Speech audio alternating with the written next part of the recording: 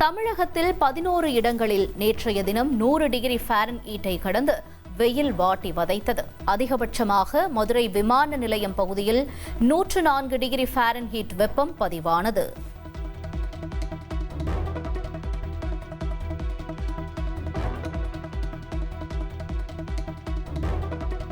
தமிழகத்தின் உள் மாவட்டங்களில் வெப்பநிலை 2 முதல் 3 டிகிரி செல்சியஸ் வரை உயர வாய்ப்புள்ளதாக சென்னை வானிலை ஆய்வு மையம் கூறியுள்ளது. அதிக வெப்பம் காரணமாக அசௌகரியம் ஏற்படலாம் என்றும் தெரிவிக்கப்பட்டுள்ளது. இந்தியாவின் வட மற்றும் மத்திய மாநிலங்களில் கோடைகாலம் தொடங்குவதற்கு முன்பே வெப்பத்தின் தாக்கம் உச்சத்தை எட்டியுள்ளது. டெல்லி மற்றும் ராஜஸ்தானை விட இந்த முறை கிழக்கு மற்றும் மத்திய இந்திய பகுதிகள் அதிக வெப்பத்தை சந்தித்து வருகின்றன. குறிப்பாக உத்தரப்பிரதேசம், பீகார் மற்றும் ஒடிசா மாநிலங்களில் வெப்பநிலை 44 டிகிரி செல்சியஸை தாண்டியுள்ளது. நாட்டில் அதிக வெப்பமானது உத்தரப்பிரதேசத்தின் முகல் சராய் நகரில் பதிவாகியுள்ளது. அங்கு 45 டிகிரி செல்சியஸ் வெப்பம் நிலவியுள்ளது. இதைத் தொடர்ந்து பீகாரின் பஸ்கர், சசாராம் பகுதிகளிலும் ஒடிசாவின் பாலங்கீர், ரூர்கேலா, தால்சர் பகுதிகளில் 44 டிகிரி செல்சியஸ் வெப்பம் நிலவியது. இதேபோல் சத்தீஸ்கரின் புலாஸ்பூர், மசங்கஞ்ச், மகாராஷ்டிராவின் சந்திரபூர் மற்றும் தெலுங்கானாவின் மனுகுரு ஆகிய பகுதிகளிலும் 44 டிகிரி செல்சியஸ் வெப்பம் நிலவியது. சட்டமன்ற தேர்தல் வாக்குப்பதிவு நிறைவு பெற்ற நிலையில் தமிழகத்தில் தேர்தல் நடத்தை விதிகளில் தளர்வு. தமிழகத்தில் தேர்தல் பறக்கும் படை நிலை கண்காணிப்பு குழு திரும்பப் பெறப்படுவதாக அறிவிக்கப்பட்டுள்ளது.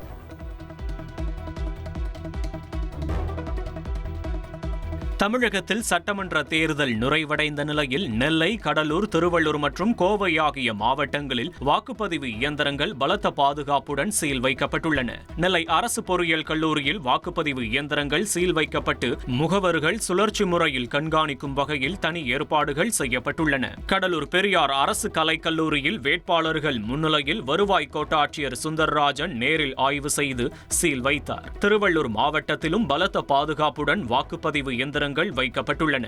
கோவை தடாகம் சாலையில் உள்ள அரசினர் தொழில்நுட்ப கல்லூரியில் 10 தொகுதிகளின் இயந்திரங்கள் பாதுகாப்பாக வைக்கப்பட்டுள்ள நிலையில் அங்கு 300க்கும் மேற்பட்ட சிசிடிவி கேமராக்கள் மூலம் 24 மணி நேர தீவிர கண்காணிப்பு தொடங்கப்பட்டுள்ளது. தமிழக சட்டமன்ற தேர்தலில் பதிவான இறுதி வாக்கு விவரங்களை அதிகாரப்பூர்வமாக வெளியிடுவதில் தொடர்ந்து தாமதம் ஏற்பட்டுள்ளது. எஞ்சியுள்ள 10 மாவட்டங்களில் தரவுகளை பெற்று துல்லியமான வாக்கு சதவீதம் இன்று வெளியிடப்படும் என்று எதிர்பார்க்கப்படுகிறது.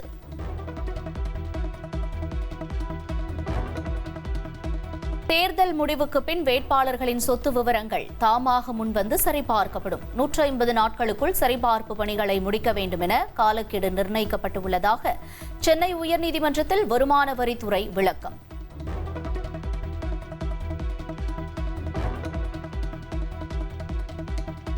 சென்னை, திருவள்ளூர், காஞ்சிபுரம் மாவட்ட திமுக வேட்பாளர்களுடன் முதலமைச்சர் ஸ்டாலின் நேற்று அவசர ஆலோசனை நடத்தினார்.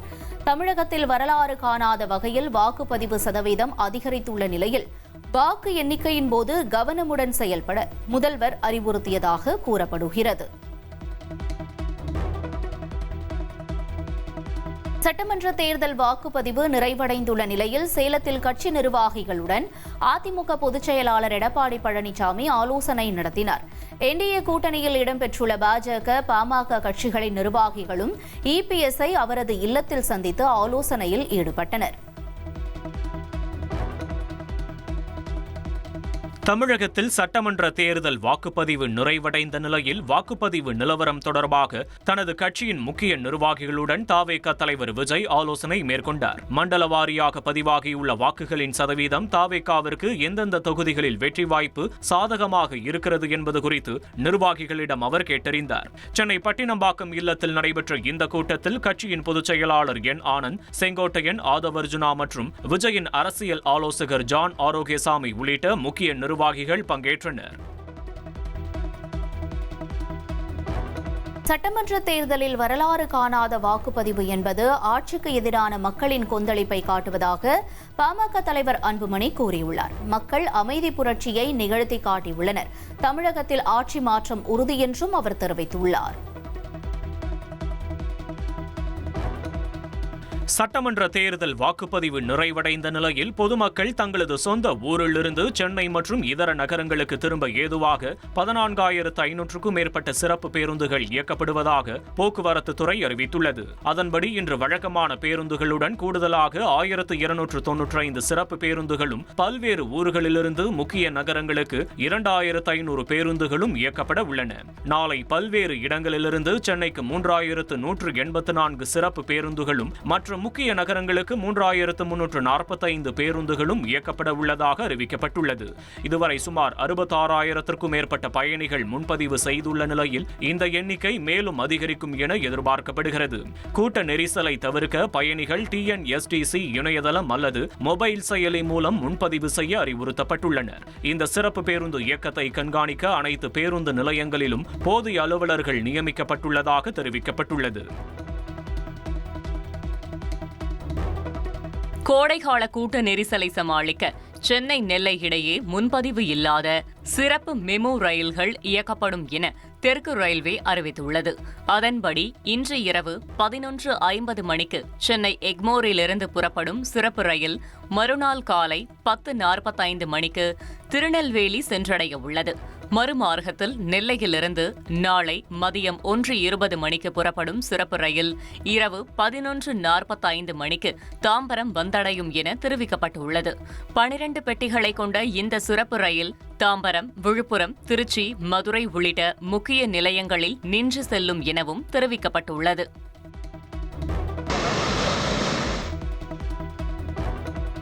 தென் தமிழக கடலோர பகுதிகளில் நிலவும் வளிமண்டல கீழடுக்கு சுழற்சி காரணமாக மேற்கு தொடர்ச்சி மலைப்பகுதி உள்ளிட்ட மாவட்டங்களில் நாளை மறுநாள் வரை மழைக்கு வாய்ப்பிருப்பதாக வானிலை ஆய்வு மையம் தெரிவித்துள்ளது. தென் தமிழக கடலோர மாவட்டங்களில் லேசான மழைக்கு வாய்ப்புள்ளதாகவும் வானிலை மையம் கூறியுள்ளது. முதற்கட்ட தேர்தலில் வரலாறு காணாத வாக்குப்பதிவு பதிவான மேற்கு வங்கத்தில் ஆட்சியை பிடிக்க பாஜக தீவிரம் காட்டி வருகிறது. பிரதமர் மோடி, மத்திய அமைச்சர்கள், பாஜக முதலமைச்சர்கள் மேற்கு வங்கத்தில் முகாமிட்டு சூறாவளி பிரச்சாரத்தில் ஈடுபட்டு வருகின்றனர். மேற்கு வங்கத்தில் 2ஆம் கட்ட தேர்தலுக்கான பிரச்சாரத்தை மமதா பானர்ஜி தீவிரப்படுத்தியுள்ளார். ஆட்சியை தக்கவைக்க மமதா பானர்ஜி முனைப்பு காட்டி வரும் நிலையில் திரிணாமுல் காங்கிரஸ் வேட்பாளர்களை ஆதரித்து ராஷ்டிரிய ஜனதா தள கட்சித் தலைவர் தேஜஸ்வி யாதவ் பிரச்சாரம் மேற்கொண்டார். ஆம் ஆத்மி MP ராகவ் சத்தா உட்பட 3 MPக்கள் அக்கட்சியிலிருந்து விலகி பாஜகவில் இணைந்துள்ளனர். தேச நலனுக்காக ஆம் ஆத்மி கட்சி உழைக்கவில்லை, தனிப்பட்ட ஆதாயங்களுக்காக உழைப்பதாக ராகவ் சத்தா குற்றஞ்சாட்டியிருக்கிறார்.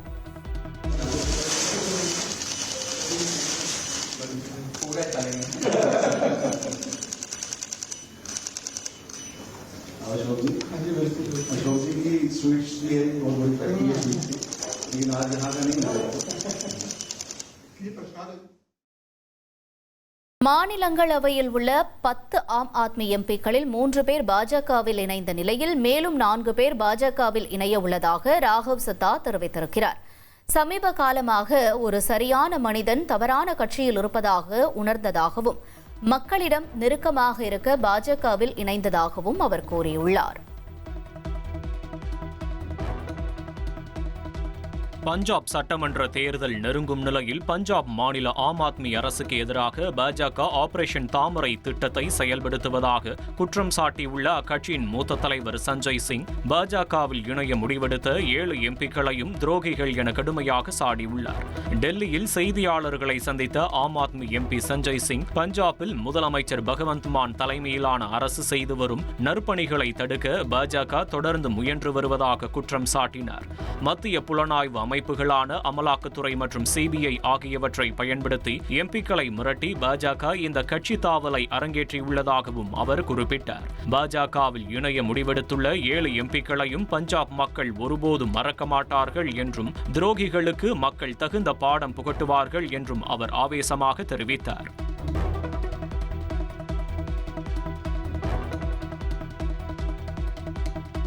நாடு முழுவதும் மே 3ஆம் தேதி நீட் தேர்வு நடைபெறுகிறது. நீட் தேர்வுக்கான ஹால் டிக்கெட் நாளை வெளியிடப்படுகிறது.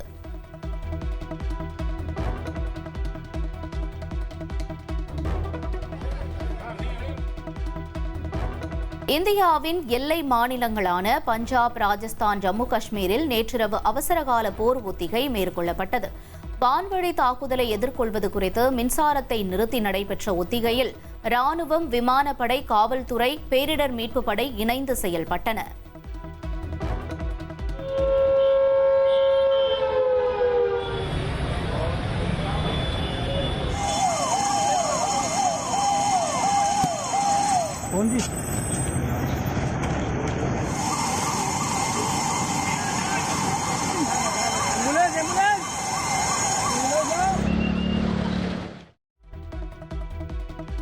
பேடிஎம் பேமெண்ட்ஸ் வங்கி லிமிடெட் நிறுவனத்திற்கு வழங்கப்பட்ட வங்கி உரிமத்தை 1949ஆம் ஆண்டு வங்கி ஒழுங்குமுறை சட்டத்தின் கீழ் மத்திய ரிசர்வ் வங்கி ரத்து செய்துள்ளது. இந்த உத்தரவு நேற்றைய வணிக நேர முடிவிலிருந்து அமலுக்கு வருகிறது.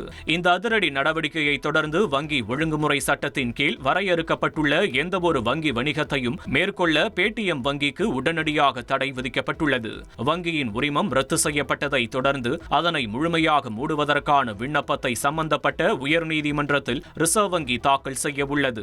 வாடிக்கையாளர்கள் மற்றும் டெபாசிட்தாரர்களின் நலனை கருத்தில் கொண்டு தொடர்ச்சியான விதிமுறை மீறல்கள் காரணமாகவும் இந்த இறுதி நடவடிக்கை எடுக்கப்பட்டுள்ளதாக தெரிவிக்கப்பட்டுள்ளது.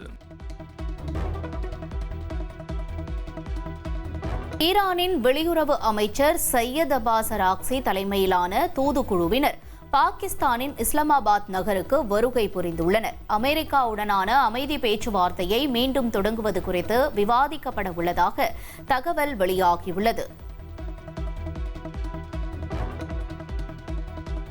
அமெரிக்க அதிபர் டொனால்டு டிரம்பின் சிறப்பு தூதர்கள் ஈரானுடனான போர் நிறுத்த பேச்சுவார்த்தைகளை மீண்டும் தொடங்குவதற்காக பாகிஸ்தானின் இஸ்லாமாபாத்திற்கு புறப்பட்டுள்ளனர். டிரம்பின் தூதுக்குழுவினர் ஈரானின் வெளியுறவு அமைச்சர் அப்பாஸ் அராக்சியை சந்தித்து பேச உள்ளதாக வெள்ளை மாளிகை தெரிவித்துள்ளது.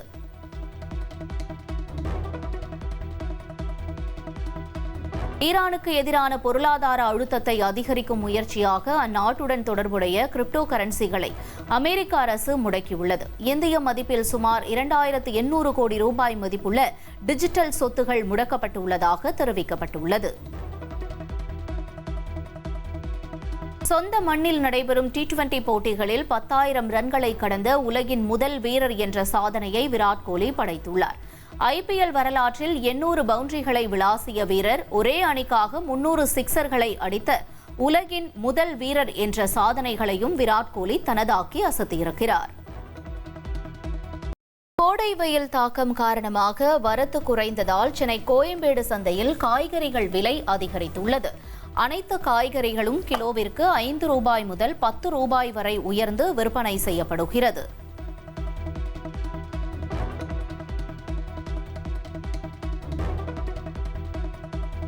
இந்திய தலைமை தேர்தல் ஆணையர் ஞானேஷ்குமாரை பதவியிலிருந்து நீக்க கோரி 73 எதிர்க்கட்சி நாடாளுமன்ற உறுப்பினர்கள் மாநிலங்களவை பொதுச் செயலாளரிடம் புதிய தீர்மான நோட்டீஸை சமர்ப்பித்துள்ளனர். தலைமை தேர்தல் ஆணையர் ஞானேஷ்குமார் மீது 9 குறிப்பிட்ட குற்றச்சாட்டுகளை முன்வைத்து எதிர்க்கட்சிகள் இந்த அதிரடி நடவடிக்கையை எடுத்துள்ளன. அரசியலமைப்பு சட்டத்தின் 324, 5 மற்றும் 124, 4 ஆகிய பிரிவுகளின் கீழ் உச்சநீதிமன்ற நீதிபதியை நீக்கும் நடைமுறையை பின்பற்றி இவரை நீக்க கோரி குடியரசுத் தலைவருக்கு நோட்டீஸ் அனுப்பப்பட்டுள்ளது. இதுகுறித்து ட்வீட் செய்துள்ள காங்கிரஸ் பொதுச் செயலாளர் ஜெயராம் ரமேஷ், தேர்தல் ஆணையர் பிரதமர் மற்றும் உள்துறை அமைச்சரின் விருப்பப்படி செயல்படுகிறார் என்றும் அவர் பதவியில் நீடிப்பது அரசியலமைப்பிற்கு இழைக்கப்படும் அவமானம் எனவும் சாடியுள்ளார்.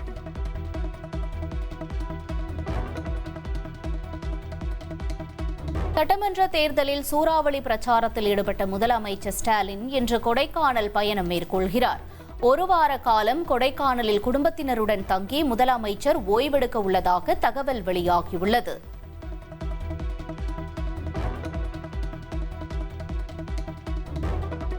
தனது வீட்டை சுற்றி காரை நிறுத்திவிட்டு சோதனை நடத்தவில்லை என்று வருமான வரித்துறையினர் அறிக்கை வெளியிட்டதாக தமிழக காங்கிரஸ் தலைவர் செல்வ பெருந்தகை கூறியுள்ளார். வருமான வரித்துறை சோதனை விவகாரம் தொடர்பான ஆதாரம் என குறிப்பிட்டு சிசிடிவி காட்சிகளையும் அவர் வெளியிட்டுள்ளார்.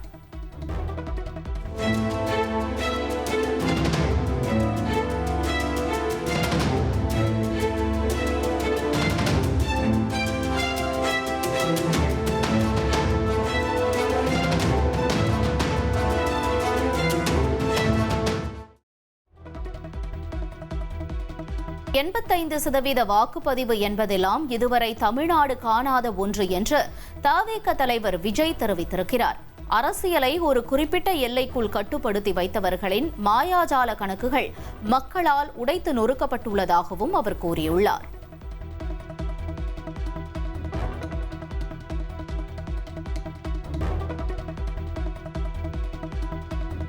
தவேக தேர்தல் பிரச்சாரத்தின் போது கட்சி வண்ணம் பூசப்பட்ட புறாக்கள் பயன்படுத்தப்பட்டது தொடர்பாக பீட்டா இந்தியா அமைப்பு கண்டனம் தெரிவித்துள்ளது.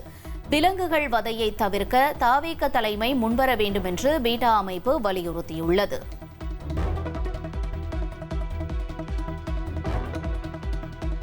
ஜூன் 1ஆம் தேதி பள்ளி திறந்ததும் அரசு பள்ளி மாணவர்களுக்கு பாட புத்தகங்கள் வழங்க ஏற்பாடுகள் மும்முரமாக நடைபெற்று வருகின்றன. 3.5 கோடி பாட புத்தகங்கள் பள்ளிகளுக்கு தற்போது வரை விநியோகிக்கப்பட்டுள்ளன.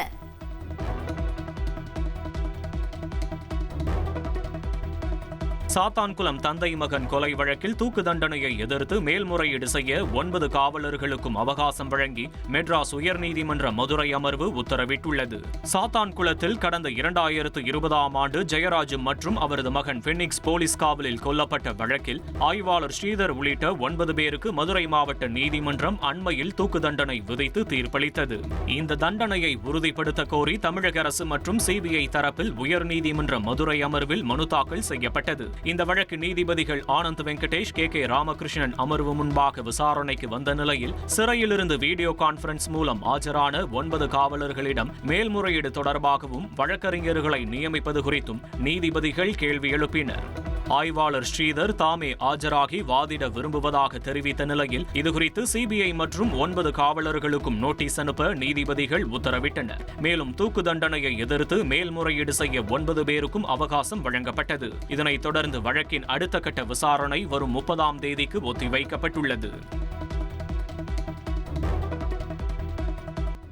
தேர்தல் பிரச்சாரத்திற்காக மேற்கு வங்கம் சென்றுள்ள பிரதமர் மோடி கொல்கத்தாவில் ஹூக்ளி நதியில் படகு பயணம் மேற்கொண்டார்.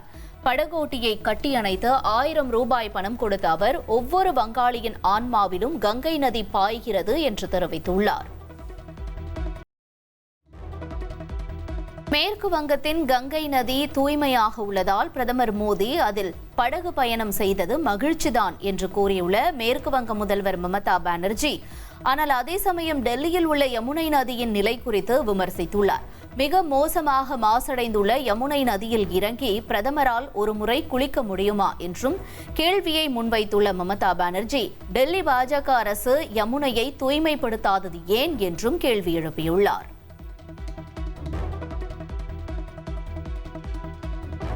சென்னையில் ஆபரண தங்கம் விலை நேற்று சவரனுக்கு 480 ரூபாய் குறைந்துள்ளது. 1 கிராம் ஆபரண தங்கம் 14,100 ரூபாய்க்கும் 1 சவரன் 1,12,800 ரூபாய்க்கும் விற்பனையாகிறது.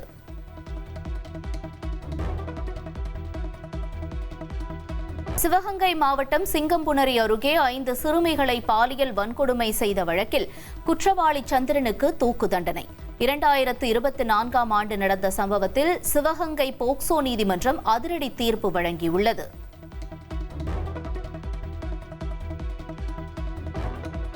பீகார் மாநில சட்டப்பேரவையில் நடைபெற்ற நம்பிக்கை வாக்கெடுப்பில் பாஜக அரசு வெற்றி பெற்றுள்ளது. நிதிஷ்குமார் ராஜினாமாவை தொடர்ந்து பீகார் முதல்வராக சாம்ராஜ் சௌத்ரி பதவியேற்ற நிலையில் நம்பிக்கை வாக்கெடுப்பு நடைபெற்றது.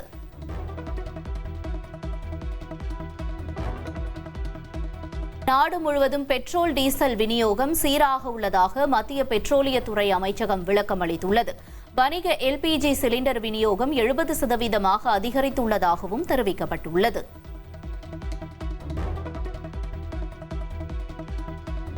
இந்தியா நியூசிலாந்து இடையிலான வர்த்தக ஒப்பந்தம் நாளை மறுநாள் கையெழுத்தாவதாக நியூசிலாந்து பிரதமர் கிறிஸ்டோபர் லக்சன் கூறியுள்ளார்.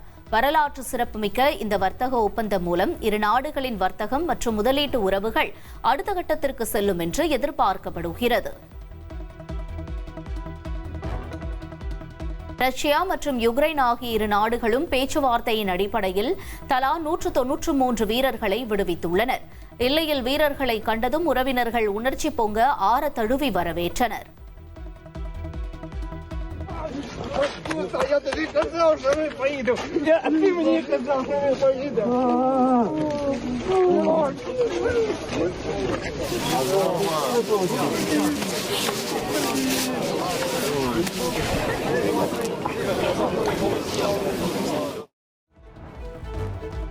ஐபிஎல் கிரிக்கெட் தொடரில் மும்பையை அதன் சொந்த மண்ணில் வீழ்த்திய பின் சிஎஸ்கே அணி வீரர்கள் சென்னை திரும்பியுள்ளனர். சென்னை விமான நிலையத்தில் சிஎஸ்கே வீரர்களுக்கு ரசிகர்கள் உற்சாக வரவேற்பு அளித்தனர்.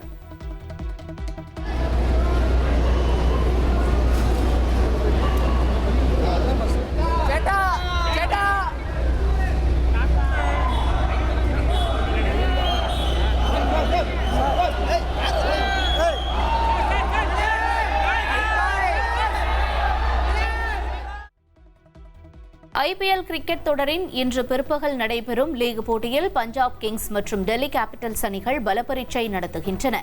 நடப்பு தொடரில் இதுவரை தோல்வியே காணாத பஞ்சாபின் வெற்றி பயணத்திற்கு டெல்லி முட்டுக்கட்டை போடுமா என்ற எதிர்பார்ப்பு எழுந்துள்ளது.